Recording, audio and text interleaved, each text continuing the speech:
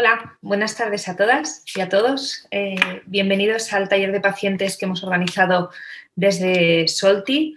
Hoy hemos querido reunirnos esta hora y media para hablar de un tema que nos parece que puede ser de interés para vosotras y es intentaremos contestar a la pregunta de qué beneficios ofrece la oncología de precisión al tratamiento del cáncer de mama hoy en día.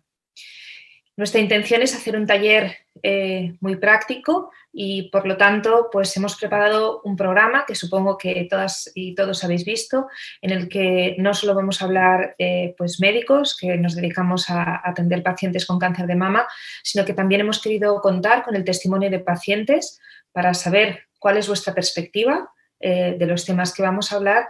Y también, bueno, tenemos dos turnos de preguntas, o tres. Tenemos un turno de preguntas al final de cada bloque para que las personas que estáis conectadas a través del canal de YouTube podáis hacernos llegar vuestras preguntas y podamos desde aquí daros respuesta a las dudas que os puedan surgir. La idea es que durante el taller queremos que podáis interaccionar con nosotros. Como os decía, la voluntad es que esto sea de utilidad para vosotras y, por lo tanto, os animo a enviar preguntas a través del canal de YouTube, porque así las recogeremos y al final de cada bloque, en el turno de preguntas que está previsto, daremos respuesta a los comentarios o a las preguntas que tengáis. Otro de los objetivos es que, por respeto al tiempo de todos, vamos a intentar, tanto los ponentes como las pacientes, como yo misma, moderando un poco todo el taller, vamos a intentar ceñirnos a los tiempos para que a las 6:30 pues, podamos acabar con el taller y hayamos dado los objetivos por cumplidos. En el taller ya veis que nos acompañan ponentes fantásticos y voy a resumir un poquito el uso de, bueno, el taller que vamos a hacer. Primero vamos a empezar hablando un poquito de la biopsia líquida, porque es una herramienta que a día de hoy ya estamos usando en el manejo de pacientes con cáncer de mama. Esto irá acompañado del testimonio de una paciente que tiene un cáncer de mama con el que viene lidiando unos cuantos años ya, que es Montserrat, que ya nos explicará un poco.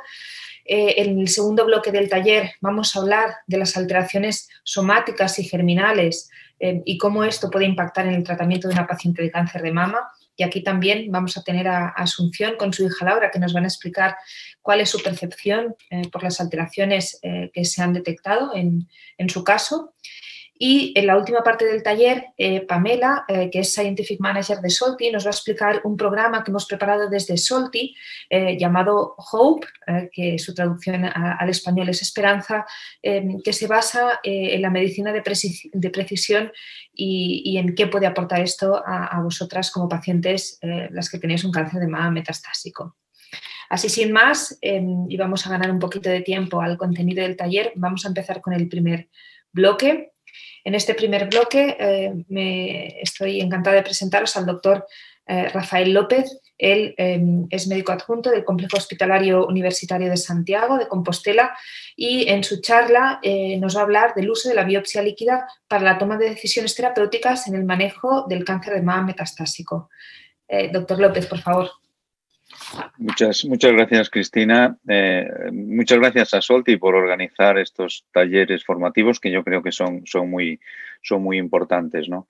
Yo voy a hablar de algo en lo que llevamos trabajando muchos oncólogos a lo largo del mundo y que todavía es una esperanza y va a ser quizá el futuro de la medicina, de la oncología de precisión. Aquí he puesto los conflictos de intereses. En oncología tenemos un problema o dos problemas muy importantes, ¿no? Uno es que llegamos tarde a descubrir el tumor. Vemos que cuando descubrimos un tumor estamos hablando como mínimo de 10 elevado a 8, 10 elevado a 9 células. Y esto ya es muy tarde porque representa aproximadamente 1.000 millones de células que estamos viendo. Y todo lo que falta por llegar desde una que aparece el tumor hasta 1.000 es muchísimos pasos y muchísimo tiempo que no sabemos cuantificar. Entonces, en oncología yo creo que el tamaño es importante y cuanto menor sea el tumor, mucho mejor. Y esto se ve también en los resultados. En los tratamientos locales tenemos muy buenos resultados.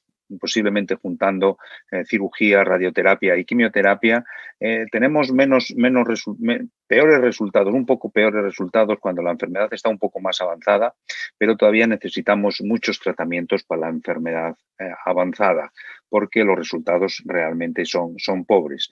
Y es donde se produce la mayor mortalidad. El 90% de la mortalidad se produce en los tumores metastásicos, y estoy hablando en toda la oncología, sabiendo hoy en día que las metástasis van por la sangre. Al final, todas las metástasis van por la sangre y se originan en un tumor primario, pasan por la sangre y crece el tumor en otro sitio. Y otro de los problemas que tenemos es que las células, igual que todos nosotros somos diferentes, las células en el tumor son diferentes. Probablemente la gran mayoría de las regiones y de las células de los tumores son diferentes con las metástasis y las metástasis entre sí. Entonces tenemos una gran diversidad. La heterogeneidad tumoral es muy grande y ahí podemos ver diferentes patrones teóricos de cómo va evolucionando, porque además de ser distintas, de ser diversas, evolucionan con el tiempo, igual que evolucionamos todos. O sea que el cáncer, las células tumorales, son algo vivo que va cambiando con el tiempo, y esto es un gran problema. Aquí tenéis una diapositiva de una lesión primaria que se escapa una célula ER positiva y que ya empezamos a conocer los mecanismos por los que esa célula va a crecer o no crecer, o anidarse o no anidarse, a quedarse dormida en los diferentes órganos. Es decir, estamos adquiriendo conocimiento de la complejidad de las rutas metabólicas y moleculares que llevan a que se produzcan y crezcan las metástasis. Y esto, como podéis ver, es muy importante para poder combatirlo, tener una información real. ¿Y cómo podemos hacerlo? Pues solo hay dos métodos de tener una información real, de ver cómo está el tumor. Uno es con la biopsia estándar, cogiendo trocitos de tumor que tienen el problema de que podemos coger un trocito que sea diferente al que realmente es el maligno, y tiene el problema de que no podemos estar continuamente cogiendo biopsias a los pacientes porque podríamos acabar con ellas. Y la segunda es el futuro, que es la biopsia líquida, que está empezando todavía y que es muy prometedora. La biopsia líquida basa en analizar el plasma u otros fluidos orgánicos como la orina, pero fundamentalmente el plasma, y ahí se puede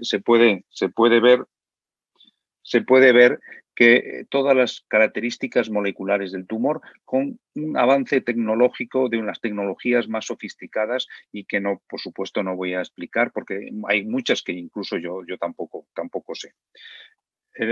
¿Y para qué se puede utilizar?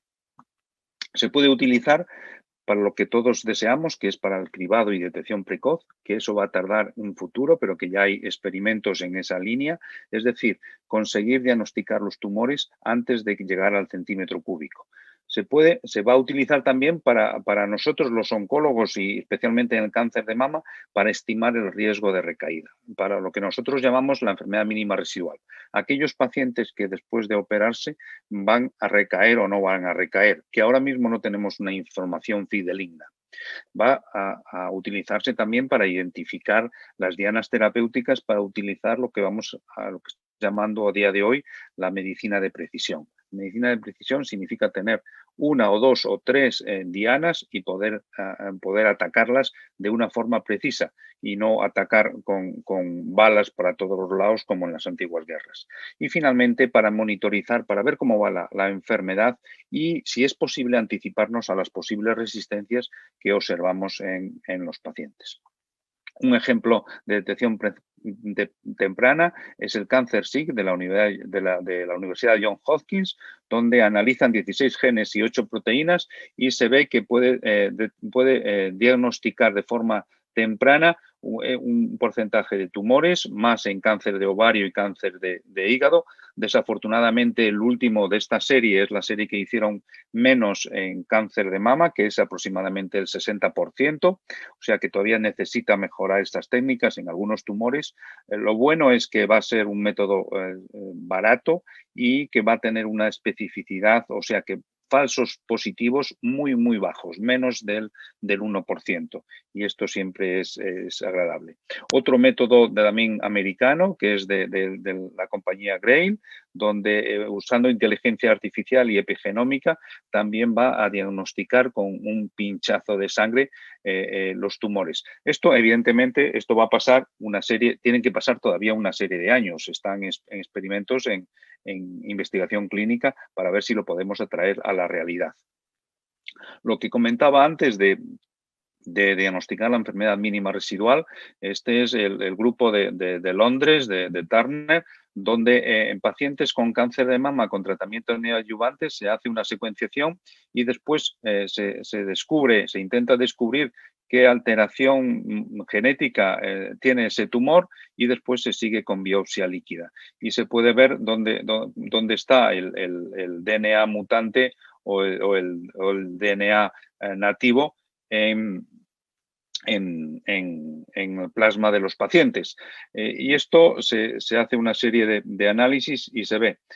Para pacientes que no estén acostumbradas a curvas de supervivencia, estos serían pacientes, sobre todo la curva de la derecha de arriba, que no se detecta el DNA tumoral en el seguimiento de esas pacientes que están todas vivas a lo largo de 40 meses en este proyecto. Y los que detectan, recae la enfermedad y aparecen todos los problemas de la enfermedad metastásica y la muerte. En caso de que aparezca enfermedad y tenéis la curva de abajo, las líneas de abajo de la derecha, veis que con la detección de la mutación en una proteína, la P53 en este caso, se adelanta el diagnóstico al clásico ahora mismo en 13 meses. O sea que además de decirnos qué pacientes se pueden beneficiar o no, puede adelantar con muchos meses de tiempo la posible recurrencia y podemos poner tratamientos. Este es otro trabajo donde hay cosas muy obvias que hoy en día para nosotros son muy obvias y son las mismas curvas de supervivencia. Siempre las de arriba es la de mejor que la de abajo. Aquí pacientes con DNA, con poco DNA o sin DNA en el plasma después de la operación, se ve que tienen una supervivencia mejor que los que tienen más DNA. Lo mismo si tienen más mutaciones o menos mutaciones, o más células tumorales circulantes y menos células circulantes en su sangre. Esto es bastante lógico, pero hay que demostrarlo con estudios clínicos. Y este también es un trabajo muy interesante del grupo de Londres, de Turner, donde analizan el plasma de mujeres con cáncer de mama que están en tratamiento para ver qué tratamiento es recomendable según se encuentren las alteraciones. En pacientes donde se encuentra el receptor de estrógenos mutado, continuar o duplicar la dosis de fulvestrant, un fármaco para eso, tiene unos buenos resultados. Lo mismo que con pacientes con ER positivo que encuentran mutaciones en plasma, así como inhibidores de AKT. O sea, están encontrando las alteraciones en el plasma de esas pacientes para poner un tratamiento específico. Este es un proyecto que se acaba de publicar, es el Plasma Match, y yo creo que en un futuro vamos a hacer la mayoría de los hospitales en el mundo entero, según pongamos estas tecnologías. Y finalmente, la última utilidad de la biopsia líquida en cáncer de mama es adelantarnos a las resistencias. Aquí vemos que los pacientes que pueden ser sensibles a unos fármacos dirigidos, incluyendo la terapia hormonal, al final se vuelven resistentes y los agrupamos porque es lo que sabemos o porque presentan alteraciones en el receptor de estrógenos, presentan alteraciones en la vía MAP quinasa o alteraciones en el MYC. Para estos dos de arriba ya empezamos a tener fármacos nuevos, o sea que pacientes que descubrimos que tienen estas alteraciones podemos darles un fármaco, pero todavía hay muchos un 60% que tenemos que investigar más para ver cuál es el mejor tratamiento específico en ese momento al paciente. Y así iremos continuamente con las diversas líneas de tratamiento. Y el futuro, pues evidentemente va a ser muy florido porque utilizaremos no solo genómica, que es básicamente lo que utilizamos hasta ahora, sino epigenómica, y ya vimos un ejemplo, pero utilizaremos también proteómica y transcriptómica, y todo eso necesitamos de inteligencia artificial para poder sacar conclusiones y que podamos manejar en la clínica diaria. Y esto es mezclando todos esos datos con bases de datos internacionales, con inteligencia artificial, y dando las recomendaciones posibles a los pacientes de una forma lógica. En resumen, y ya para poder llevarnos a casa o discutir, la biopsia líquida tiene muchas aplicaciones potenciales, e insisto en potenciales porque a día de hoy todavía estamos en momentos experimentales en dicha biopsia, para identificar dianas terapéuticas, que están muy cerca y ya estamos haciendo, inhibidores de PI3 quinasa, y son palabras muy difíciles de entender, pero ya estamos haciéndolo con biopsia líquida, para monitorizar en tiempo real y anticiparnos a las resistencias, para estimar el riesgo de recaída y ver qué pacientes necesitan tratamiento adicional o no tratamiento adicional, y en un futuro, y ojalá lo antes posible, para el diagnóstico precoz. Evidentemente necesitamos muchos estudios clínicos para ver la validez y la utilidad de cada técnica y cada situación, y toda la sociedad, y yo creo que la desgracia esta del COVID nos está llevando, está poniendo en valor lo que son los ensayos clínicos, y también forzarnos a acelerar el desarrollo tecnológico y clínico y también regulatorio para utilizar fármacos más eficaces lo antes posible en enfermedades que realmente nos importan. Y aquí agradezco de nuevo a Solti la oportunidad de hablar a los pacientes en algo que para nosotros es muy importante, como es la teoría evolutiva en la que estamos metidos. Muchas gracias, doctor López. Yo creo que ha sido una charla muy concisa y muy clara de cara a las pacientes. Agradeceros a todas las que ya nos estáis haciendo llegar vuestras preguntas o vuestros comentarios. Los vamos apuntando y en el turno de preguntas lo vamos a abordar. Pero ahora me gustaría dar paso al testimonio de una paciente, Montserrat Recalde, y ella ha querido titular su testimonio como sobreviviendo al cáncer. Yo creo que es muy importante, además de esta visión teórica que nosotros podemos tener, pues la visión que vosotras tenéis cuando lleváis luchando mucho tiempo con la enfermedad. Así que, Montserrat, en primer lugar, muchas gracias por haber aceptado para compartir tu testimonio con nosotros esta tarde, y nada, cuéntanos lo que te parezca para que podamos aprender. Muchas gracias, Cristina. Gracias también a la Fundación Solti por organizar estos talleres, y gracias también por haberme invitado a participar en él.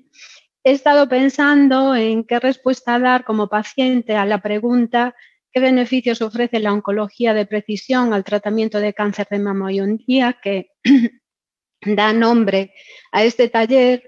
Y la única respuesta que se me ocurre, la más clara y la más concisa, es la supervivencia. La supervivencia no solo como cantidad, como una línea de vida que se prolonga en el tiempo, sino también como calidad de vida. Es la conclusión a la que llego revisando mi propia experiencia desde hace ya 15 años. De hecho, hace 15 años me diagnosticaron cáncer de mama en fase 4 del subtipo HER2 positivo, del que ha hablado el doctor López aquí, con metástasis ganglionales a nivel de cuello. Es un tipo de cáncer que afecta en torno al 20-25% de mujeres y que hace poco más de 15 años era de los que tenían peor pronóstico. Por fortuna, dentro de la mala suerte de tener un cáncer, tuve la buena suerte de tener este subtipo de cáncer en ese preciso momento. Y me explico. A finales de los años 90 en Estados Unidos se había aprobado el primer tratamiento de precisión contra este cáncer, consistente en un anticuerpo monoclonal llamado trastuzumab, nombre comercial Herceptin, que seguro que muchas pacientes conocen, dirigido a inhibir la sobreexpresión del HER2. Combinado con quimioterapia como tratamiento adyuvante, mejoraba el pronóstico y la supervivencia de las mujeres afectadas.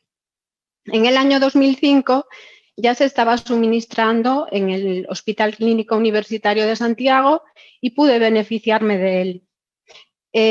Recibí un tratamiento de 1 año con Herceptin, 6 meses combinado con quimioterapia, pero al cabo del primer ciclo de tratamiento las metástasis en el cuello habían desaparecido. Tras este primer tratamiento tuve 3 recaídas más. La primera a los 3 años y medio con lesiones pulmonares y ganglios afectados de nuevo. Entonces entré en un ensayo clínico en el que el trastuzumab había sido sustituido por otro medicamento que tenía la misma función inhibidora del HER2 llamado neratinib y que también se había combinado con quimioterapia. Bien, al finalizar estos 7 ciclos, las lesiones pulmonares habían desaparecido, había desaparecido la evidencia de la enfermedad. Luego tuve otra recaída más, entré en un ensayo clínico, también me fue bien con tratamientos que se dirigían a la misma diana.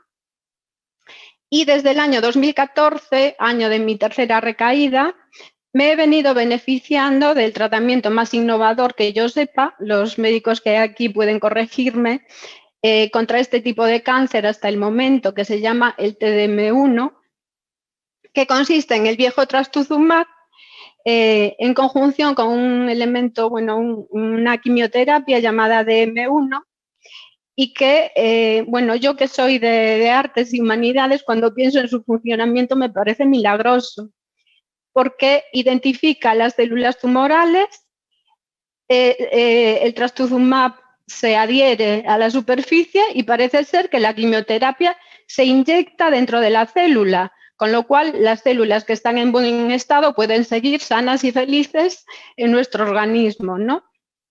Además, hace tiempo creo que leí en un artículo periodístico que gracias a este sistema la potencia de la quimioterapia que podíamos recibir era como 10.000 veces mayor que la de un tratamiento convencional. No sé si es cierto, pero me dejó realmente alucinada. ¿Y qué diferencias, además de los 6 años transcurridos desde que empecé con este tratamiento y en respuesta completa, nuevamente, he notado yo con respecto a tratamientos precedentes? Pues si hago un repaso a la línea del tiempo, puedo decir que con cada nuevo tratamiento he notado menos sus efectos adversos y cada vez ha sido mejor mi calidad de vida. Con el primer tratamiento, la quimioterapia, pues me dejaba las típicas secuelas físicas, psíquicas, que todos conocemos ya, efectos visibles, físicamente y socialmente estigmatizantes, caída de pelo, todas esas cosas, ¿no? Y además, lo peor de todo es que no me permitía llevar una vida normal. Tuve que estar más de 1 año de baja médica, no podía trabajar, no podía hacer deporte, estaba siempre cansada, etc. Con el TDM1, obviamente tiene también efectos adversos, pero yo lo sé porque mi médico me los cuenta, no porque yo perciba que estoy en peores condiciones, ¿no? Que desde que llevo este tratamiento. Hago vida normal, no he cogido baja médica en estos 6 años, puedo practicar deporte, viajar, en fin, a veces pienso, para tranquilizarme un poco de todas estas visitas hospitalarias, ¿no? Que no me agobien demasiado, pienso, soy como una enferma de diabetes, pero en lugar de suministrarme yo la insulina diariamente, voy al hospital a que me la suministren otros cada 21 días. He pensado muchas veces sobre esto y me he dado cuenta de que los descubrimientos de la medicina siempre caminaban un paso por delante de la evolución de mi enfermedad, lo que me ha permitido beneficiarme de todos estos grandes avances. Hace 15 años, el doctor López, en una de las primeras sesiones, me informó de que solo un 25% de mujeres con mi tipo de cáncer lograban curarse. Hace tan solo unos meses me dijo que quizás podríamos pensar en suspender el tratamiento porque ya llevaba muchos años sin recaer y bueno, estoy algo trombocitopénica, entonces yo me quedé un poco atónita y llena de miedo, pero él me animó diciendo que después de tanto tiempo podía darse la circunstancia de que sobreviviera perfectamente sin él. Ahora estoy esperando a aprovechar la biopsia líquida, a ver si eso es cierto o no, o sea que váyanse espabilando. Bien, soy consciente de que eso nadie puede saberlo de momento, pero creo que mi experiencia con esta enfermedad es una puerta a la esperanza que ojalá se abra también para muchas otras personas que hoy padecen cánceres mucho peores que el mío y que están menos investigados y son menos conocidos. Sin los avances de las terapias de precisión, yo sé que no habría superado mi primera recaída. He de decir que tampoco sin el acierto en las decisiones terapéuticas de mi médico, el doctor López, y de todo su equipo, y sin los cuidados del personal sanitario del Hospital de Día del Chus. A todos ellos, por tanto, les doy las gracias desde aquí y a ustedes por escucharme. Muchas gracias, Montserrat. La verdad es que, bueno, siempre que oímos los testimonios de vuestra enfermedad, creo que sois un ejemplo. Creo que hay algo muy importante que ha salido en tu testimonio, que es también la generosidad que tenéis cuando participáis en ensayos clínicos, ¿no? Antes nos hablabas de que habías entrado en algún ensayo clínico, como el neratinib. Y bueno, yo creo que es algo que desde Solti pues tenemos muy claro, pero creo que es importante que vosotros lo entendáis bien, ¿no? La posibilidad de poder entrar en un ensayo clínico puede facilitar que podáis recibir un tratamiento antes de que esté aprobado. Y bueno, pues la historia de tu enfermedad pues refleja muy bien pues cómo los tratamientos han ido alargando tu supervivencia, ¿no? No sé si el doctor López quiere añadir algo por alusiones a tu caso antes de pasar a las preguntas. Los ensayos en los que participó Monse son ensayos Solti, o sea, que los grupos cooperativos en este país y muchos centros hospitalarios trabajamos a nivel con otros grupos internacionales e intentamos progresar lo más rápido posible. Y esto solo se puede hacer a través de colaboración y ensayos clínicos. No puede haber otra forma. Muy bien, pues nos estamos ciñendo muy bien al tiempo. Si os parece, pasamos a las preguntas que hemos ido recibiendo. Agradeceros a las pacientes que nos estáis haciendo llegar estas preguntas, vuestra interacción, que seguro que ayudará también a enriquecer lo que hemos querido compartir. La primera pregunta que me gustaría haceros es una pregunta que nos hace llegar Àngels Duatis, que nos pregunta si entiendo que si la biopsia líquida nos podría ayudar a adelantar el diagnóstico de una recaída.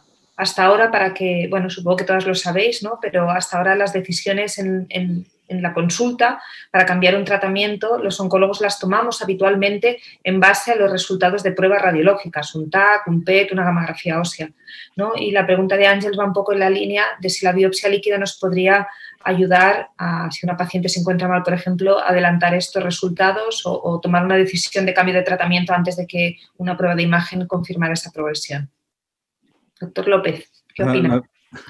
La biopsia líquida va a ser toda una estrategia de seguimiento y de monitorización de la enfermedad. Nosotros necesitamos ver en todo momento cómo está la enfermedad para poder actuar de la forma más conveniente. Evidentemente esto va a llevar una serie de pasos previos. Primero vamos a a ver si estas todas hipótesis o ideas son factibles. Después tendremos que comprobar que con determinaciones en biopsia líquida si aparece en imágenes radiológicas y en tejido, y finalmente la podremos utilizar de forma rutinaria.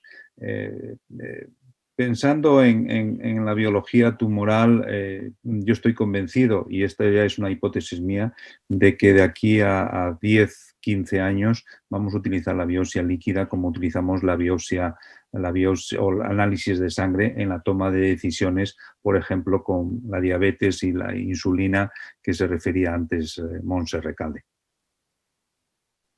Sí, totalmente de acuerdo, ¿no? Yo creo que la biopsia líquida es una gran herramienta que nos va a ayudar mucho en el futuro, ¿no? Solo necesitamos que la sensibilidad de la prueba mejore un poquito y el precio baje para poder usarlo en la práctica diaria, ¿no? Muchas gracias. La siguiente pregunta que nos hace llegar Rafael es si se detecta un ADN tumoral, ¿es 100% seguro que este corresponde a una recidiva o podrían ser resquicios del primer tumor? Entiendo que esto haría un poco referencia a la utilidad de la biopsia líquida, pues en lo que nos comentaba antes en la charla, ¿no? Del diagnóstico de enfermedad precoz o de la enfermedad residual después de la cirugía.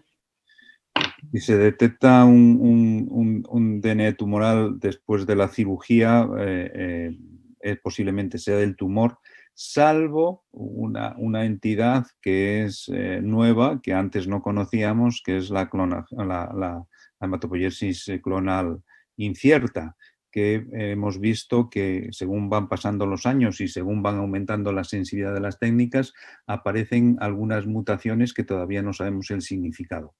Pero yendo a un terreno muy práctico, si tenemos alteración en PI3 quinasa, en receptor de estrógeno y posiblemente en MYC, en una paciente operada de cáncer de mama hace una semana, va a tener muchas probabilidades de tener una recurrencia que pueden pasar incluso años hasta que dé la cara, ¿eh?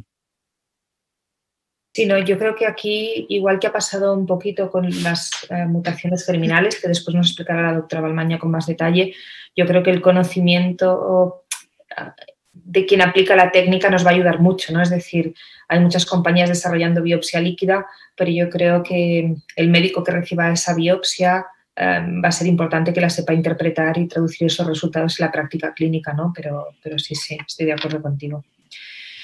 Muy bien. La pregunta que nos hace llegar también María José Ordóñez es si la biopsia líquida se aplicará a todas las pacientes, ¿no? Yo creo que ya nos has contestado un poquito sobre esto en tu primera pregunta, pero no sé si quieres hacer alguna puntualización más sobre esto.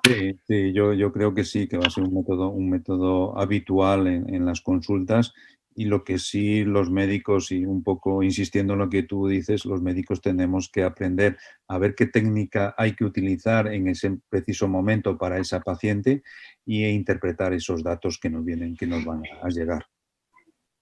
Vale. Hay una pregunta que nos hace llegar Isadora Genial, pero que os propongo dejar para el segundo turno de preguntas, porque hace referencia a la biopsia líquida y si eso es lo mismo que el screening molecular. Pero como tiene referencia con la segunda charla, esta, si os parece, la dejamos congelada para el segundo turno de preguntas.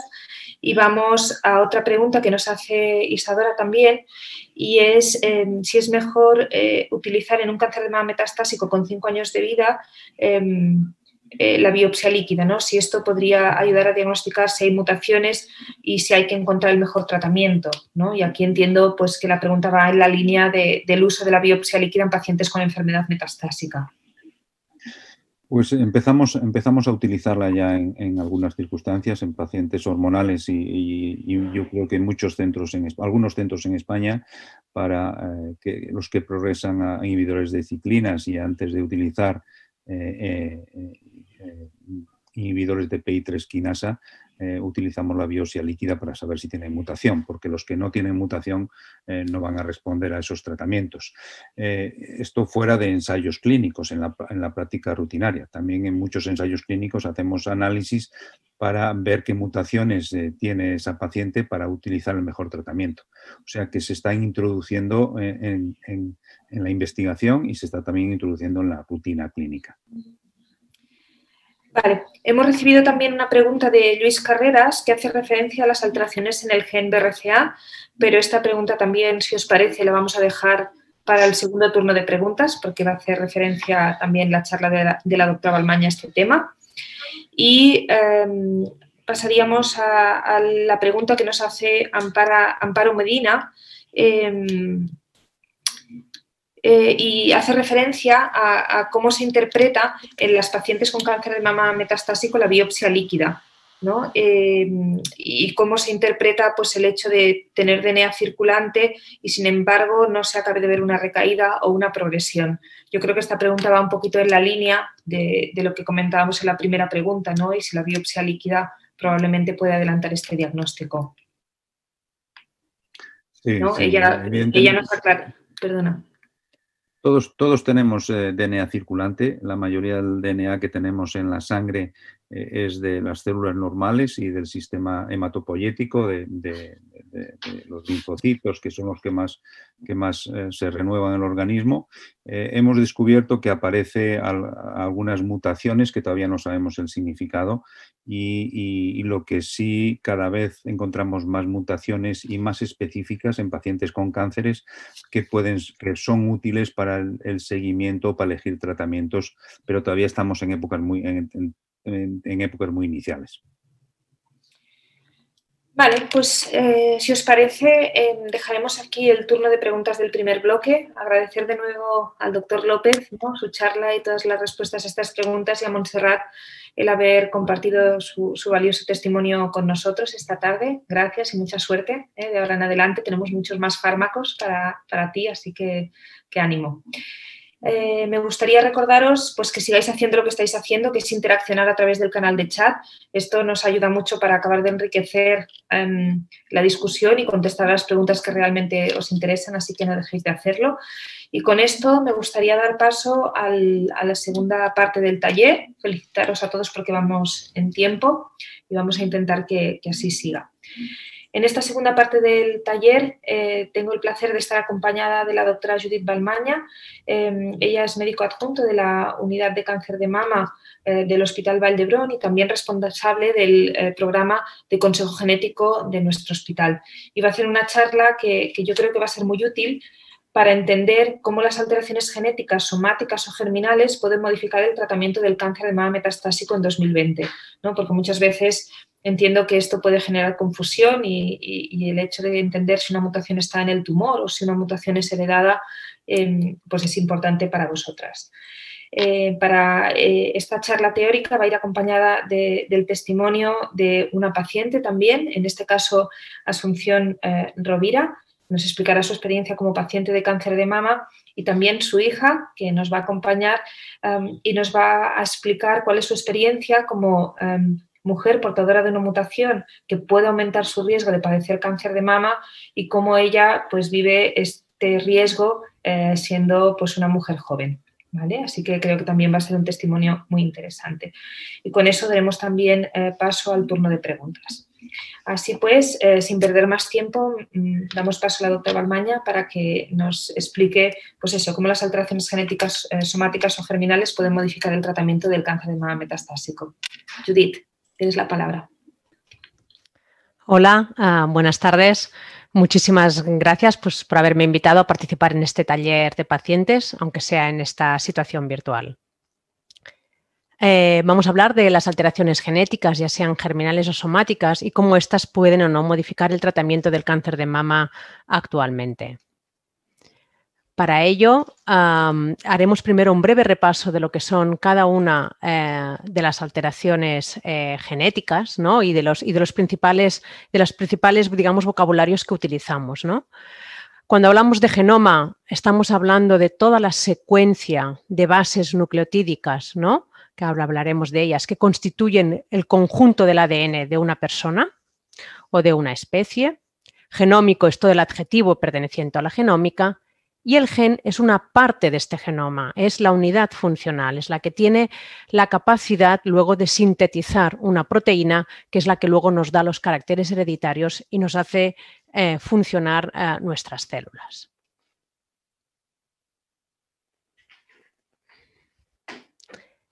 Esto lo podemos ver gráficamente aquí en este dibujo. Dentro de nuestras células está el núcleo y en el núcleo es donde tenemos el ADN. Las bases nucleotídicas, representadas aquí con colores, pues tienen, son 4, la adenina, la timina, la guanina y la citosina. Y se complementan entre ellas para finalmente sintetizar aminoácidos y proteínas. Y aquí abajo podemos ver también una visualización gráfica pues, de un gen que, como podéis ver, pues, está compuesto pues, de distintas partes y quizás de algunas de las más importantes pues, son los exones, y entre medio hay partes del genoma que son los intrones que aparentemente no sintetizan, pero que tienen un valor de regulación de estos exones. Así, también es otra forma de representar gráficamente dos genes, muy conocidos probablemente por algunos de ustedes, BRCA1 y BRCA2. Y este material genético se puede obtener pues, de distintas muestras biológicas nuestras, que una vez centrifugado y extraído este ADN, pues queda conservado en estas pequeñas alícuotas donde podemos llevar a cabo pues, la secuenciación genética. Y aquí, cuando hablamos pues, de mutaciones, quería pues, presentarles lo que sería una posible alteración genética o mutación. En este sentido, una variante que se llama sinsentido o nonsense, que es cuando hay una sustitución de una de las bases nucleotídicas que hemos hablado anteriormente, por ejemplo, la timina, que por error, en un momento determinado en un gen, pues se sustituye por una adenina. Entonces, estas 3 bases nucleotídicas juntas pasan de ser TTA a ser TAA. Y esto genera que en vez de sintetizarse esta leucina, que es un aminoácido de la proteína, pues que la proteína quede truncada en esta posición. Por lo tanto, en ausencia de proteína no habría un correcto funcionamiento de la misma. ¿Y qué tipos de mutaciones tenemos?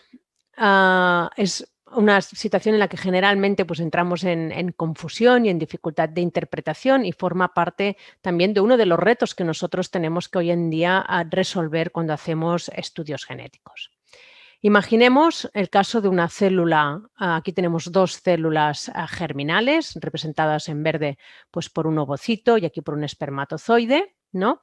Si una de estas 2 células, un gameto, tiene una mutación, la descendencia puede haber heredado esta mutación. Existe un 50% de probabilidad de heredar el gameto con la mutación y entonces todas las células constituidas a partir de este embrión van a ser portadoras de esta alteración genética. A esto se le llama una mutación germinal. Si, en cambio, la mutación se produce en una fase muy precoz embrionaria, se le llama también entonces todos los tejidos procedentes de esta célula embrionaria van a tener esta alteración y a esta situación se le llama mutación germinal de novo. Por el contrario, podría ocurrir que esta alteración genética apareciera en un tejido, ¿no? Y en una célula, digamos, progenitora de un tipo de tejidos que van, por ejemplo, hacia la piel o hacia el epitelio, pero que no esté en otros tejidos. Y entonces la distribución de esta alteración genética sea heterogénea en distintos tejidos de nuestro organismo. Y a esto le llamamos una situación de mutación en mosaico. Y finalmente, y esta es una de las más frecuentes cuando hacemos secuenciación tumoral, de un cáncer, es que la mutación haya aparecido en un tejido concreto iniciador, digamos, de una célula concreta que ha iniciado o que se ha ido desarrollando y ha ido malignizando y se ha convertido en un tumor. Y esa mutación es únicamente y exclusivamente propia de ese tumor y se le llama en estos casos pues mutación somática, y el cáncer derivado de este tipo de mutaciones se les llama cánceres esporádicos, mientras que los cánceres que proceden de una alteración genética de origen germinal les llamamos cánceres hereditarios. Aquí también podemos visualizar, por lo tanto, imaginemos el gen BRCA1 y aquí pues el gen BRCA2, imaginemos que uno de las dos copias pues pudiera tener una alteración.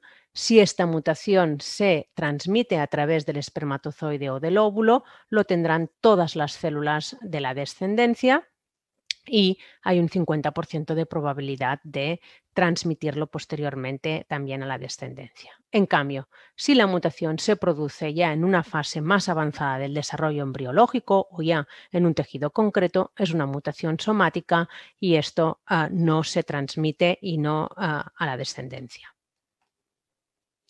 Por lo tanto, hay uno de los conceptos que creo que es importante que tengamos claros es que un tumor puede contener nuestra genética, tanto la germinal o hereditaria, como la propia del tumor, que es la somática o tumoral.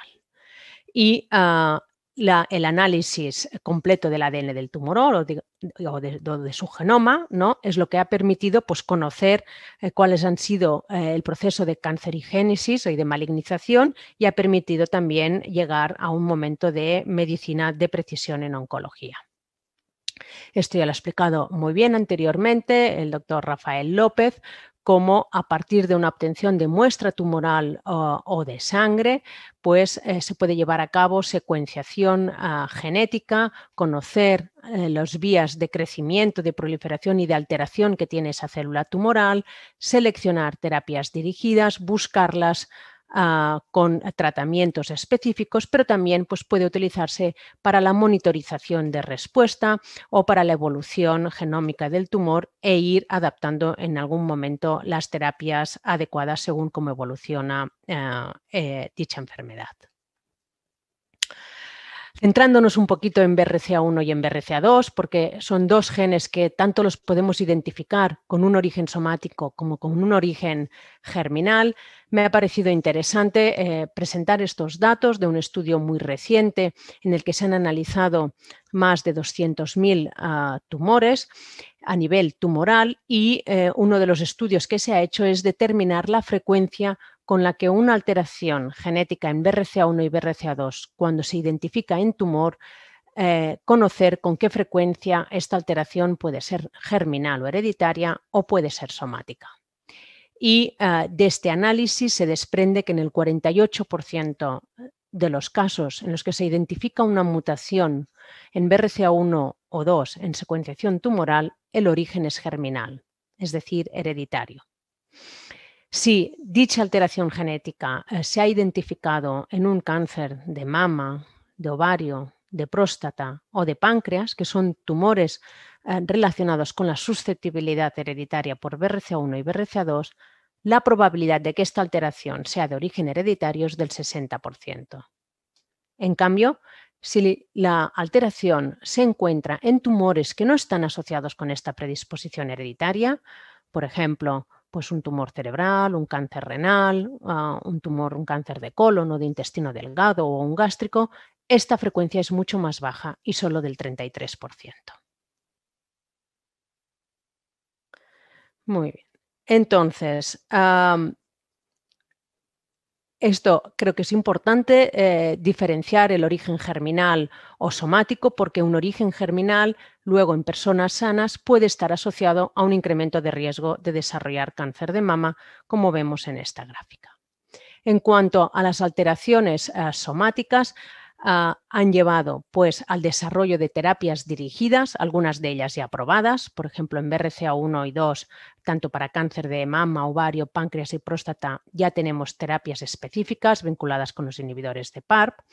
La mutación en HER2 también en cáncer de mama, tratamientos específicos como el neratinib.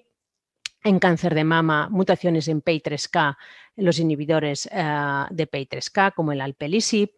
y siguen en investigación y cada vez hay más pues, otras alteraciones genéticas que pueden ir orientando al tratamiento específico, como por ejemplo también mutaciones del receptor de estrógeno. Como veis, hay un incremento de todas estas terapias dirigidas a alteraciones genéticas que se van produciendo pues, en los últimos 10 años. En nuestro centro, por ejemplo, pues cuando hablamos de prescreening molecular, creo que es una de las preguntas que se ha hecho anteriormente, esto incluye pues, un conjunto de análisis que se pueden realizar sobre el tumor, que pueden incluir técnicas de FISH, de inmunohistoquímica, pero que también pueden incluir pues, secuenciación del tumor únicamente o del tumor y de la sangre. El análisis, como podéis imaginaros, de todas estas alteraciones genéticas requiere de un equipo multidisciplinar que incluye patólogos moleculares, expertos en genómica del cáncer, bioinformáticos, oncólogos y la necesidad pues, de reuniones multidisciplinarias para interpretar bien el origen de estas alteraciones genéticas y qué terapias pueden ofrecerse en cada caso. Es una situación cada vez más amplia de posibilidad de ofrecer tratamientos dirigidos en función de la alteración genética, como podéis ver representado en este quesito. Y ya para finalizar, pues daros unos ejemplos, por ejemplo, de situaciones concretas donde la alteración genética en el cáncer de mama metastásico está dirigiendo pues, la toma de decisiones médicas. En este caso, veis en azul la curva de pacientes que son tratadas con fulvestrant y con un inhibidor de PI3K en una población de pacientes con mutación en PI3K y cómo esta curva está por encima de la naranja y por lo tanto indica un beneficio al tratamiento con el inhibidor de PI3K versus el tratamiento sin el PI3K. También las mutaciones en el receptor de estrógeno están modificando el tratamiento del cáncer de mama metastásico. En este sentido, vemos como mutaciones en este gen del receptor de estrógeno, en rosa, pues tienen una peor respuesta al exemestano comparado con los pacientes que no tienen mutación o que son tratadas con otros tipos de tratamiento hormonal. Este es un caso práctico de una paciente de nuestro centro, en este caso de la doctora Saura, una paciente que tenía una mutación en HER2 y que tras la detección de esta mutación empezó un tratamiento con neratinib y con fulvestrant y que actualmente podéis ver cómo han disminuido la captación en el hígado de sus lesiones hepáticas y la paciente está en tratamiento desde hace 2 años. Ya para acabar, en el contexto también de alteraciones germinales, las mutaciones en BRCA1 y BRCA2 han llevado a la aprobación de 2 fármacos que son el olaparib y el talazoparib para pacientes con cáncer de mama metastásico y mutación en estos genes en base a los resultados del estudio Olympiad con un beneficio en la supervivencia libre de progresión en los pacientes que recibían olaparib versus quimioterapia o las pacientes que recibían talazoparib versus quimioterapia y además con resultados muy buenos en calidad de vida. Por lo tanto, y en conclusión, lo que quería que se quedara como mensajes es que uno de los pilares de la medicina de precisión en oncología actualmente es la realización de estos estudios genéticos, ya sea en tumor, biopsia líquida o en linfocitos de sangre. Estas alteraciones pueden ser pues, de origen únicamente tumoral o somática o hereditarias y germinales y tienen, por lo tanto, implicaciones médicas distintas. La interpretación de todos estos resultados y el manejo de las pacientes con estas alteraciones requiere de equipos multidisciplinares y ya tenemos evidencia clínica y espero que vaya aumentando del beneficio de algunas de estas terapias dirigidas a tumores con alteraciones genéticas. Muchas gracias por vuestra atención.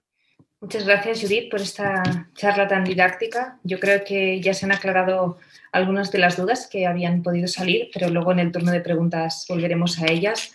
Me gustaría ahora dar paso al testimonio de Asunción Rovira para que nos cuente pues, su experiencia como paciente y también a Laura, ¿no? Pues, como paciente portadora de una de estas mutaciones que nos has explicado hasta ahora. Asunción, Laura, tenéis la palabra. Vale, muy buenas tardes. Nos oímos. A ver. ¿No? ¿Me oí?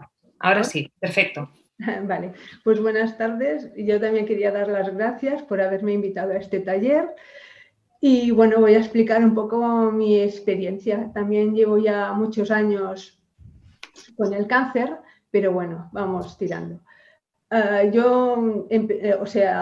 Ahora tengo 62 años y mi cáncer empecé con 48. En el año 2006 me detectaron un cáncer de pecho. Entonces, bueno, fue bastante radical, pero me sacaron el pecho. Y bueno, tuve que hacer quimio y radio durante bastante tiempo.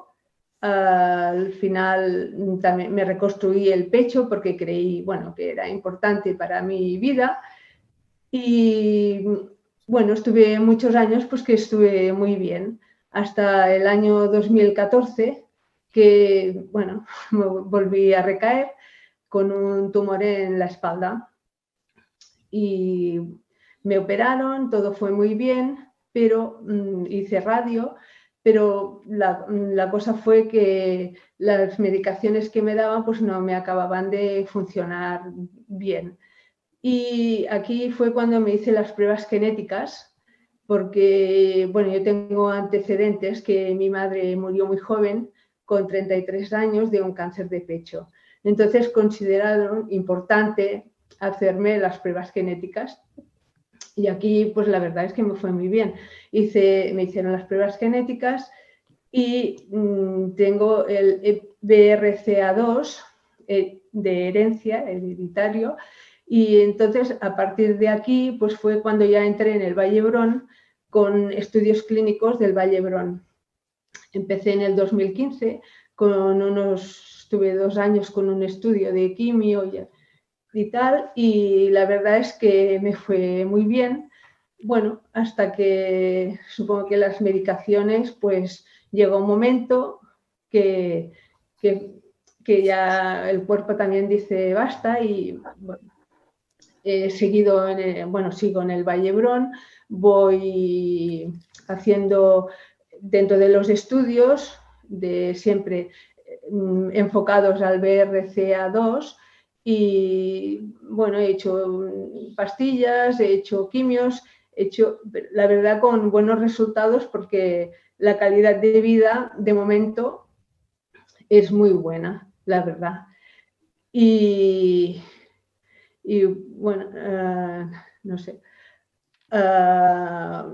Eso, bueno, pues con los ensayos clínicos, pues ahora actualmente estoy en uno y bueno, lo más importante de todo esto es que sabiendo la alteración genética, pues si uno no te funciona, pues siempre hay otro que te puede ir bien, enfocado siempre a lo que tienes, ¿no?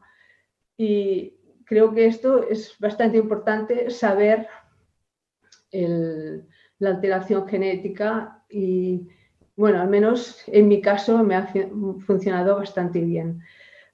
Yo quiero agradecer eso, el que cuando una cosa no va bien, pues las doctoras, sobre todo en el caso de la doctora Balmaña, te animan y venga, pues probaremos otra cosa y bueno, vamos probando y creo que bueno, que yo estoy muy contenta a día de hoy pues con los tratamientos y todo.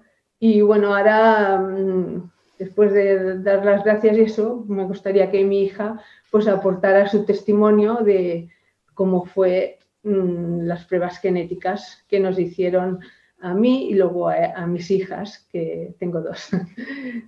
Bueno, buenas tardes, yo soy Laura y soy su hija. Yo quería dar mi testimonio. Yo soy portadora de la alteración genética que tiene mi madre. Decidieron hacerle a ella la prueba porque mi abuela murió con 33 años y ella tuvo el primer cáncer con 48. Entonces, pues bueno, podía haber allí algo genético. Entonces nos hicieron la prueba, mi hermana y a mí. Y simplemente con un análisis se puede saber. Entonces nos hicieron el análisis, nos dieron la opción de conocer si lo queríamos saber o no, porque te lo pueden hacer y luego ellos lo saben, pero tú puedes no saberlo. Las dos decidimos que sí. Yo tenía muy claro que yo iba a tenerlo, porque soy un clon de mi madre, para lo bueno y para lo malo. Entonces yo sabía que lo iba a tener, entonces estaba muy convencida. Fuimos a ver los resultados, Judith salió negativa y yo, pues me dieron el resultado de que tenía esta alteración. Me lo tomé muy bien, la verdad que bueno, pues es algo que ya sé. Hace 4 años que me dieron el resultado y desde el 2016 que estoy cada 6 meses yendo a que me hagan pruebas. Me hacen resonancia magnética y me hacen eco mamaria. Entonces, bueno, creo que es algo que es muy bueno saberlo. Al final estoy súper controlada. Cada 6 meses me hacen las pruebas, me hacen exploraciones. Entonces, yo sé que gracias a eso puedo o no tenerlo, porque puede haber cosas que me permitan no tener el cáncer, o si lo tengo, pues por lo menos no pasar lo que ha pasado mi madre. Entonces, creo que es algo muy bueno de saberlo. También yo sabiéndolo, puedo, si en algún momento tengo hijos, si no tengo mal entendido, se puede alterar el gen y no pasarlo yo a mis hijos. Entonces, creo que eso está muy bien.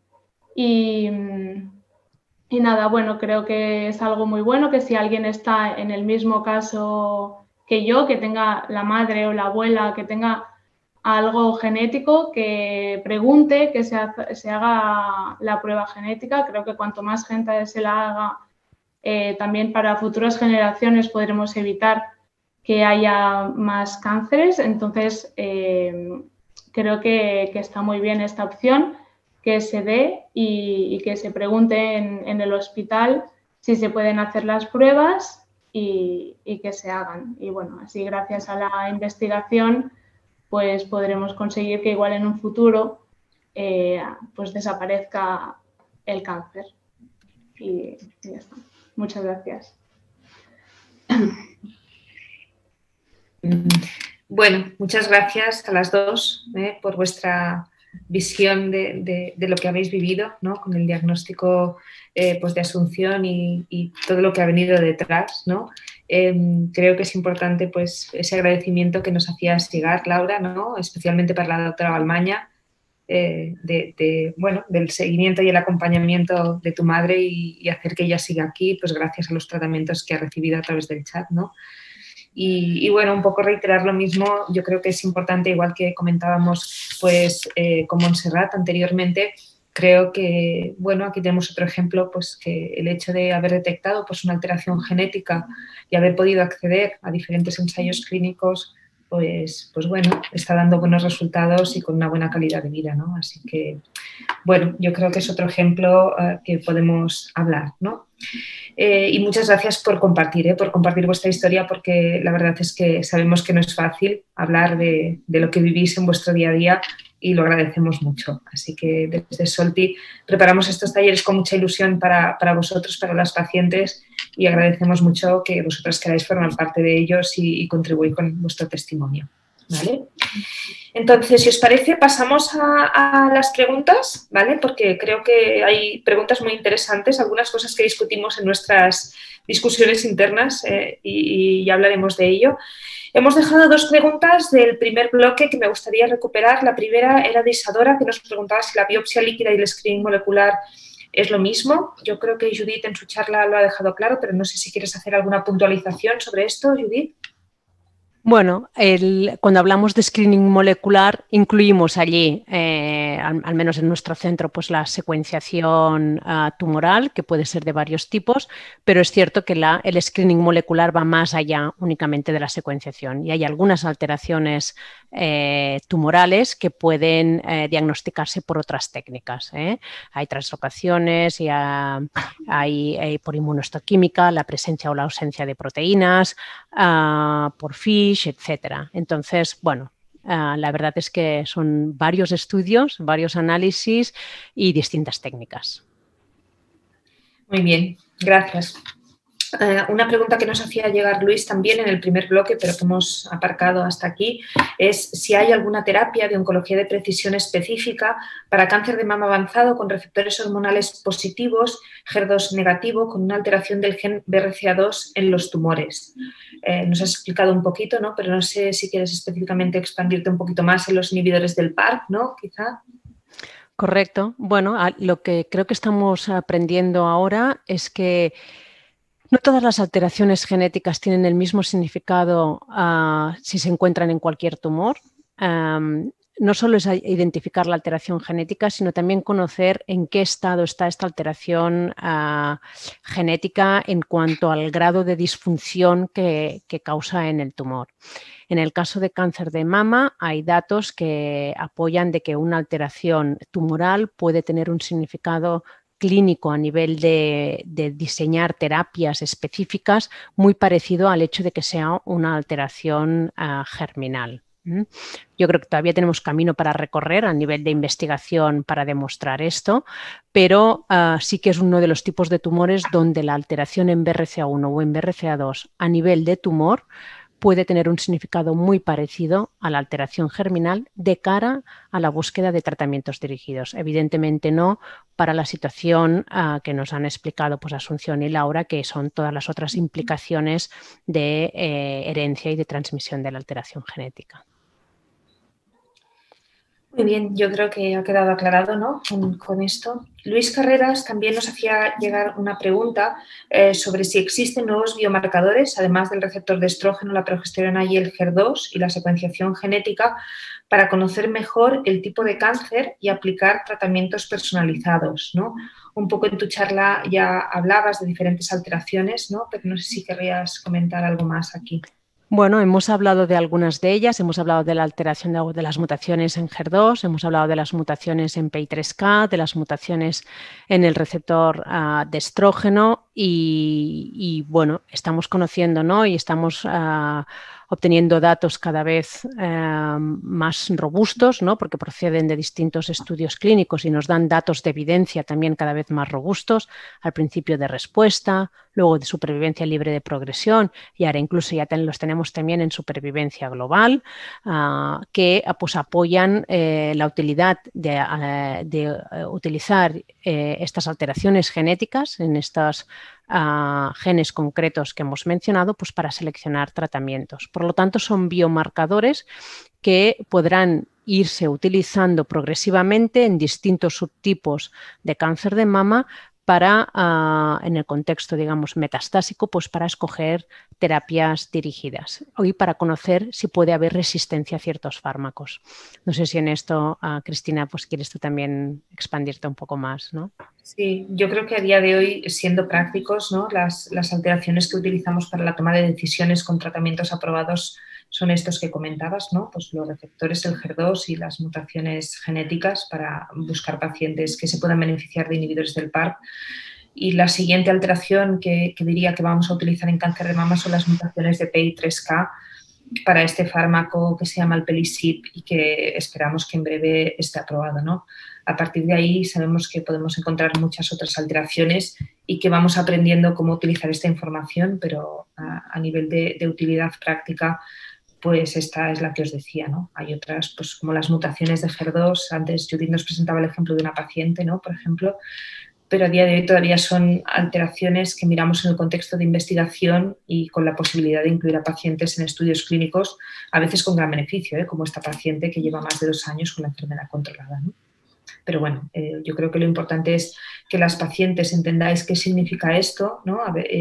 Y que, bueno, en los centros que tenemos la posibilidad de hacer secuenciación del tumor o mirar las alteraciones germinales y sabemos cómo interpretar estos resultados, pues eso puede abriros puertas a algunos estudios clínicos, ¿no? Y después Pamela, en la última parte del taller, con el estudio HOPE, nos hablará un poquito de también cómo vehiculizar la búsqueda de estas alteraciones o cómo encontrar estos ensayos clínicos en centros donde quizá no haya esta posibilidad.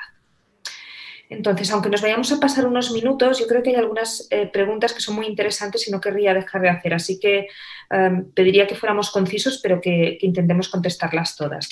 Judith, Esther nos pregunta, en una familia con cáncer de mama con varias generaciones afectas, en este caso 3, y un estudio genético con BRCA1 y 2 negativos, ¿qué otros genes se podrían mirar? Bueno, yo creo que ya explica muy bien una posible transmisión generacional, por lo tanto, la sospecha de una alteración hereditaria. BRCA1 y BRCA2 son los 2 genes más frecuentemente mutados en cáncer de mama hereditario. Habría que mirar cuándo se hizo este estudio genético para ver si hoy en día con algunas técnicas más sensibles pues pudiera encontrarse una mutación que quizás años atrás no se hubiera identificado, y si no, el próximo gen pues, que yo analizaría en este contexto es el gen PALB2, que es un gen que sintetiza una proteína que trabaja conjuntamente con BRCA2. Gracias. La siguiente pregunta me parece especialmente interesante porque es una pregunta que hemos discutido mucho en el día a día con la doctora Balmaña y en la unidad, así que Amparo Medina nos hace una pregunta muy adecuada que dice, soy una paciente con cáncer de mama metastásico luminal en tratamiento con abemaciclib y faslodex y una mutación germinal en BRCA1. ¿Me podría beneficiar más el inhibidor del PARP que la terapia hormonal o hay que agotar la vía hormonal? Creo que es una pregunta que no la podemos contestar brevemente, pero lo intentaremos, ¿no? Es una pregunta para discutir. También es verdad que muchas de las preguntas que a veces nos hacéis son preguntas que tampoco están contestadas y nosotros damos entonces también recomendaciones en base a la evidencia que tenemos de, digamos, de beneficio de estos tratamientos a pesar de que no se hayan comparado uno contra el otro, ¿no? A día de hoy, la verdad es que el tratamiento hormonal, junto con un inhibidor de ciclinas, es decir, el biomarcador del receptor hormonal positivo, yo creo que en estos momentos, digamos, prioriza por los datos de evidencia que hay de beneficio de los tratamientos con inhibidores de aromatasa e inhibidores de ciclinas por encima de, o sea, para priorizarlo antes que un inhibidor de PARP, ¿no? La solidez de esos datos actualmente están, digamos, que yo diría que los superan, ¿no? A partir de aquí, pues bueno, yo creo que hay que individualizar muchísimo y hay que buscar en cada momento cuáles pueden ser las mejores estrategias, pero estoy de acuerdo en que creo que es un muy buen acercamiento a tratar la enfermedad. Sí, ¿no? Confirmar que nosotros es la estrategia que estamos siguiendo, ¿no? Y bueno, pues nada, esperando que dure mucho este tratamiento y después con las puertas abiertas a recibir los inhibidores del PARP, que seguro que también es una muy buena opción, ¿no? Y la última pregunta para cerrar este turno de preguntas, María José Ordóñez nos dice, ¿cuál es el seguimiento de las portadoras del gen mutado no enfermas? ¿Cuándo se aconseja la mastectomía preventiva? ¿Solo si ya se ha tenido cáncer en el otro pecho? Bueno, la mastectomía preventiva es una opción en estos momentos probablemente más que una recomendación. Cuando hablamos de personas sanas que tienen una susceptibilidad genética, creo que una de las cosas más importantes que tenemos que hacer es precisar lo máximo de bien posible esta estimación de riesgo para poder ajustar lo mejor posible las recomendaciones o bien de detección precoz o bien de prevención quirúrgica como la mastectomía profiláctica. En esto estamos actualmente con líneas de investigación abiertas que lo que buscan es precisar bien y además en un corto plazo de tiempo cuál puede ser la probabilidad de desarrollar un cáncer y en función de esto poder determinar si estaría indicado o no valorar la mastectomía profiláctica, porque aquí incluyen ya también muchas otras variables y muchos otros factores, como es la posibilidad pues, de adherirse a estos seguimientos, la toxicidad por los tratamientos, etcétera, dependiendo del tipo de tumor. La verdad es que es una respuesta que tendría que ser muy larga y que hacerla corta realmente pues en estos momentos es un reto, pero creo que vale la pena sentarse a hablarlo con el especialista de cáncer hereditario familiar que tengas en su centro y discutir todas las opciones. Y mientras tanto nosotros esforzarnos en investigar para poder precisar bien estas estimaciones de riesgo en cortos plazos de tiempo, que son los que pueden ayudar a las tomas de decisiones en prevención. Gracias, Judith. Nos siguen llegando preguntas a través del chat, pero como vamos con retraso, si os parece, vamos a dar paso a la última parte del taller y en el turno de preguntas final recuperaremos las que tengamos tiempo.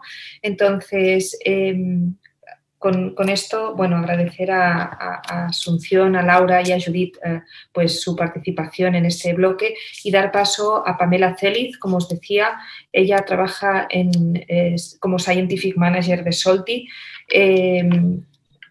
Ella nos va a hablar del proyecto HOPE, que es un proyecto que se ha organizado desde Solti y dirigido a las pacientes y mucho en la línea de precisión que llevamos hablando toda esta tarde.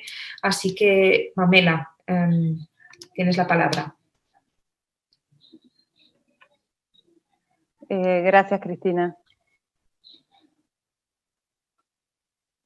Vale. Bueno, para mí, muchísimas gracias por dejarnos compartir. Si es la primera vez que os conectáis a estos talleres, les voy a comentar un poco lo que es Solti. Solti es un grupo académico que trabajamos en desarrollo de ensayos clínicos y que tenemos el objetivo de mejorar el diagnóstico, el tratamiento y el pronóstico de las pacientes con cáncer de mama y de otros tumores. Actualmente tenemos más de 40 estudios activos y se incluyen dentro de 3 programas. Uno de los programas es el Clinical Trial Program. Son estudios que están en distintas fases de desarrollo y que evalúan básicamente la eficacia y seguridad de distintos fármacos. Después tenemos un programa Window Program o programa ventana, donde nos permiten conocer mejor la biología del tumor y se aprovecha una ventana dentro del tratamiento para evaluar cuál es la mejor estrategia terapéutica. Y finalmente tenemos un programa de biomarcadores o Biomarker Program, en donde no se hace ninguna intervención, se recogen muestras de tejido tumoral o de sangre y se analizan biomarcadores de resistencia o de sensibilidad a diferentes fármacos. Dentro de este se va a incluir el estudio HOPE que ahora os voy a comentar. Tenemos en la página Solti, podéis consultar todos nuestros estudios. Ahora hay un buscador muy intuitivo donde se puede señalar según el estatus actual, si está en reclutamiento o si está en fase de inicio, el escenario si es en neoadyuvancia, adyuvancia o pacientes con cáncer metastásico, según el subtipo tumoral y la fase de desarrollo, como así el programa. Y bueno, creo que ayer ha sido el lanzamiento del estudio HOPE, que es un estudio, no intervencional, que es liderado por el doctor Alex Pratt y la doctora Ana Casas, que nació de una idea junto con las pacientes también de cáncer de mama metastásico, de evaluar el uso de toda esta información genómica, tanto la información molecular que podemos encontrar en el tejido tumoral, como en el análisis de sangre, de lo que se ha estado hablando hoy, para la toma de decisiones en el tratamiento de las pacientes con cáncer de mama metastásico. Quisiera compartir con ustedes 2 videos que se presentaron ayer, que fue el lanzamiento. Uno es de medicina de precisión, si bien hoy se ha hablado bastante, son muy breves. Y el siguiente es el recorrido que hará la paciente dentro del estudio clínico. ¿Qué es la oncología de precisión? Es el análisis de los genes del tumor de cada paciente para poder recomendar un tratamiento personalizado. ¿En qué consiste? Como todas las células de nuestro cuerpo, las de los tumores también tienen su propio ADN, sus genes. Cuando sufren mutaciones se dividen sin control y eso origina un tumor. La oncología de precisión analiza algunos de estos genes que tienen implicación en el cáncer a través de una biopsia de tejido o una biopsia líquida de sangre. Los resultados obtenidos permitirán definir si el paciente ha adquirido las mutaciones por azar o las ha heredado de sus padres.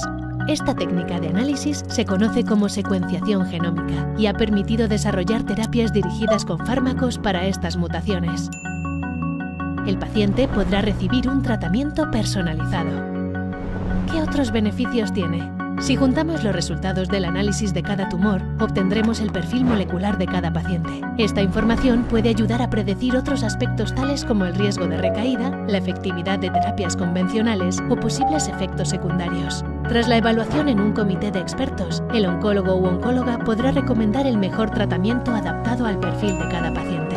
Además, poner en común toda la información de estas alteraciones genómicas de los pacientes permite a los investigadores desarrollar nuevas hipótesis. Es el llamado Big Data y HOPE es un ejemplo de ello. porque las cosas pequeñas, si se juntan, son más grandes.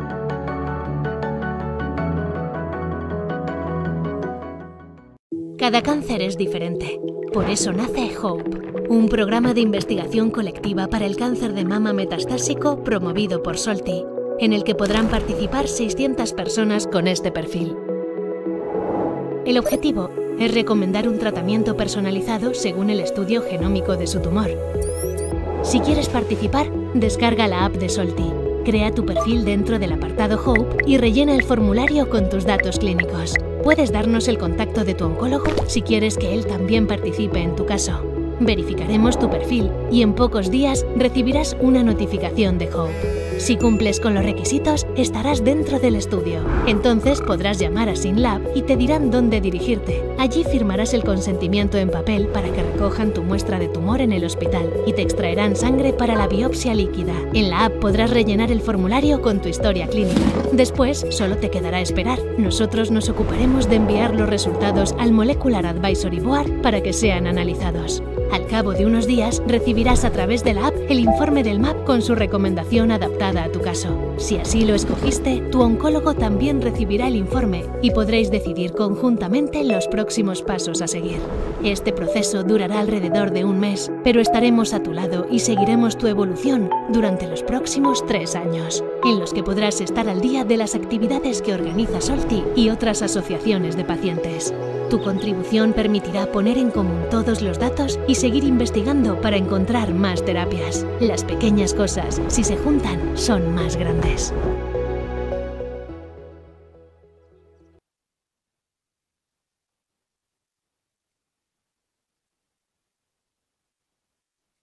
Bueno. Muy bien, Pamela. Después de los vídeos, creo que nos quería remarcar alguna cosa más. Sí, a ver, ayer si habían quedado algunas dudas, creo que es importante, bueno, recordar los criterios de inclusión, o sea, qué pacientes son los que pueden incluirse.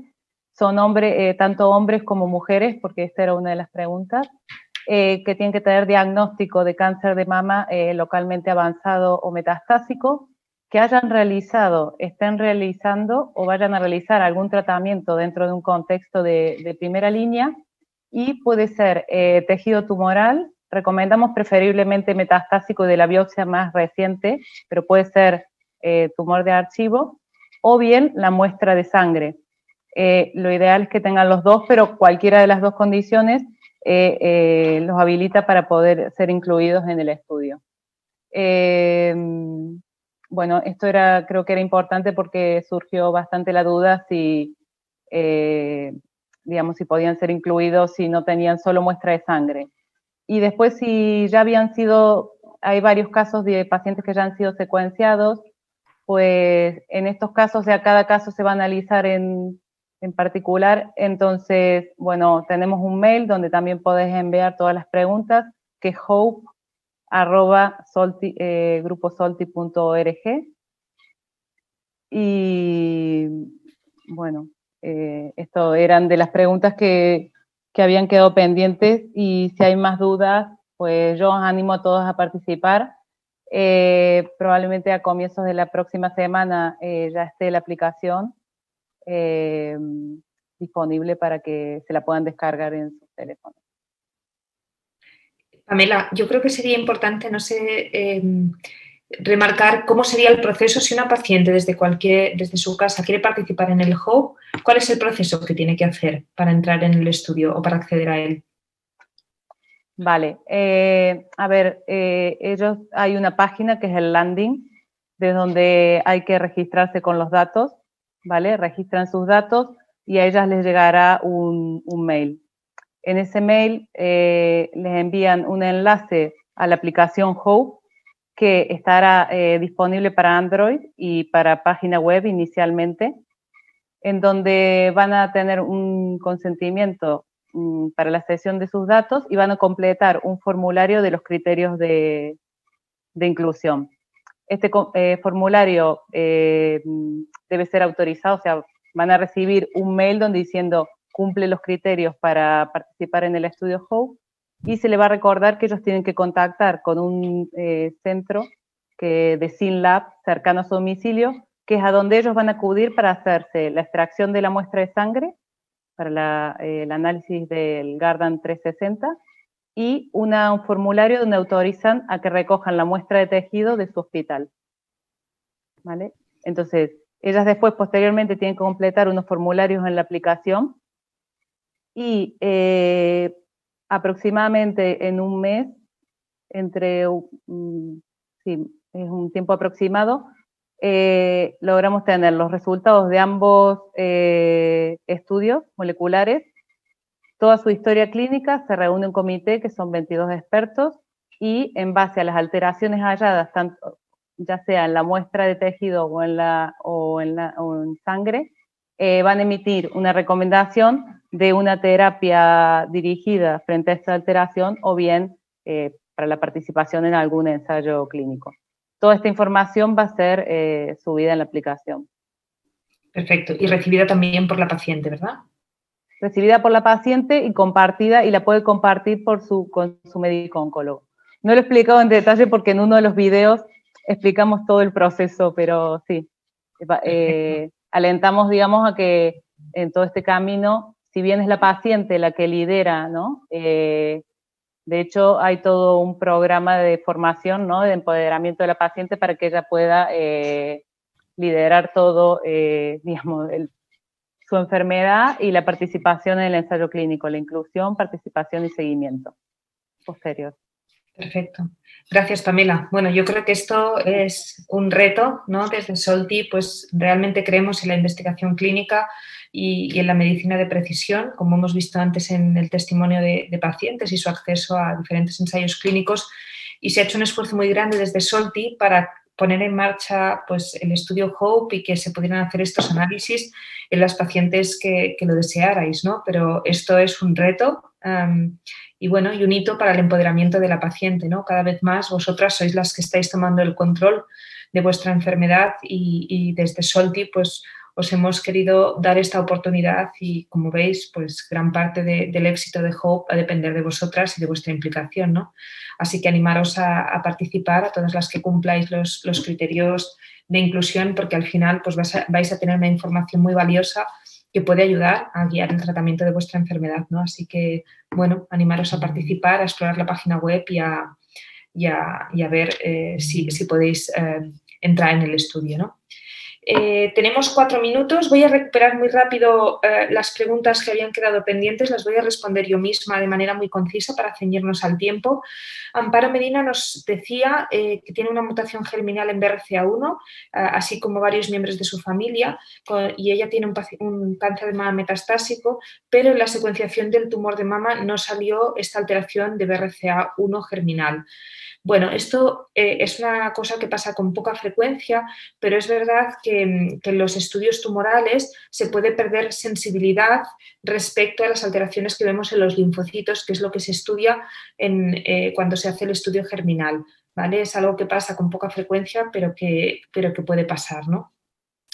La siguiente pregunta que nos hacía Alicia Escribá es si Alpelisib está aprobado en la Unión Europea. Pues bien, la respuesta es que en algunos países sí y en otros países no. La aprobación de fármacos es independiente en cada país. Como cosa interesante, deciros que en España ahora mismo todavía no está aprobado, pero sí que Novartis, que es la farmacéutica que comercializa este fármaco, tiene un programa de uso compasivo para acceder al fármaco. Eso significa que las pacientes que tienen un cáncer de mama metastásico y que cumplen los criterios en los que se demostró la eficacia de este tratamiento pueden acceder gratis a recibir el fármaco. Esto se hace a través del médico, que tiene que hacer una solicitud especial, y Novartis envía la medicación sin un gasto para el hospital hasta que no se tenga la aprobación, ¿vale? Os animo a que si alguna queréis más detalles sobre esto, estoy segura que lo podéis hablar con vuestro oncólogo y ver si se puede poner en marcha o aplicaríais este programa de uso compasivo. Isabel Tebar nos preguntaba también si las amplificaciones de PI3K y de PARP si podíamos repetir los nuevos fármacos disponibles.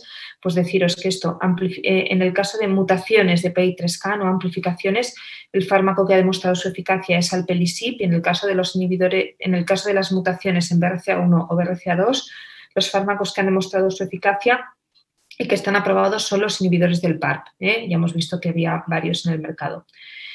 Y con esto yo creo, una última pregunta que nos acaba de llegar es si la participación en ensayos clínicos en SOLTI son incompatibles con ensayos en otros hospitales. Pues la respuesta es que una paciente solo puede participar en un ensayo clínico a la vez. Muchos centros tienen estudios de SOLTI y estudios liderados por promotor, y habitualmente es el médico el que evalúa pues, la situación de la enfermedad y propone a la paciente pues, el estudio que sería más adecuado en su situación, o remite a la paciente a otro centro para participar en estos estudios, ya sean de SOLTI o estudios directamente promovidos por la industria farmacéutica, ¿no? Así que también animaros a discutirlo con vuestro médico. Sin más, yo creo que ha sido un reto. Hemos tenido un taller muy interesante, al menos pues yo lo he disfrutado, he aprendido con vosotras y creo que hemos repasado temas muy importantes en la medicina de precisión. Espero que el taller os haya resultado útil y hayamos podido contestar a preguntas que han sido, bueno, que os inquietaban, y esperamos haberos podido dar respuesta. Deciros que la charla y los talleres de hoy quedarán colgados en el canal de YouTube, y animaros a inscribiros en el canal de YouTube, porque desde SOLTI cada vez estamos dando más contenido a este canal, no solo para este taller, sino que se van organizando diferentes iniciativas para pacientes, y allí también vamos colgando pues, diferentes vídeos que consideramos que podrían ser importantes para vosotros, así que os animamos a inscribiros para recibir esta información si es que queréis que así sea. Y después, por último, pediros si podríais rellenar un cuestionario de satisfacción que hemos colgado en el chat de YouTube, ¿vale? Como veréis, es un Google Form que hay que contestar online, y pues esto nos ayuda a saber vuestra opinión y a ver hacia dónde podemos mejorar, ¿eh? Nuestra intención es hacer estos talleres por y para vosotras, con lo cual cualquier sugerencia es buena y es importante que nos la hagáis llegar. Y sin más, pues despedirme de todas vosotras y eso, esperamos que haya sido útil este taller, y animaros a conectaros a los que vayamos organizando pues, más adelante, que desde SOLTI siempre intentamos pues, ayudar también en la formación y en el empoderamiento de las pacientes. Y feliz día de cáncer de mama a todas la semana que viene, el lunes, ¿vale?